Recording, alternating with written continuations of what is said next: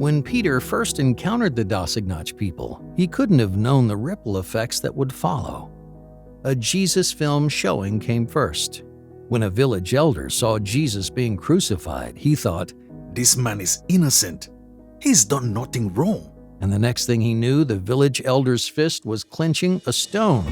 He threw it at the screen, hoping this would stop the Roman soldiers from torturing Jesus. With tears in his eyes, the elder watched in horror as Jesus was crucified, and he gave his life to Christ.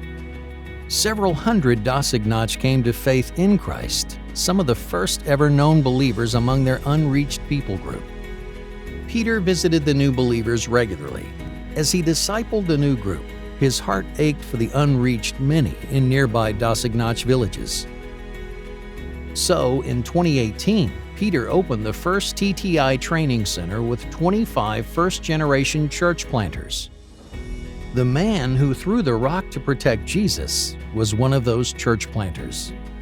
In the training, I learned how to be a disciple maker and what is at stake when people accept the gospel but do not share it with others. I began to share my faith with those close to me and with those who lived in nearby towns. The ripple continued. The echo went farther. The rock-throwing man started walking miles and miles to surrounding villages to share the gospel. As more and more people came to Christ, he was able to see a second and then a third-generation church started. New church planters trained new disciples who in turn became new church planters. Can you hear the echo? Disciples making disciples making disciples. Churches planting churches. Leaders training leaders.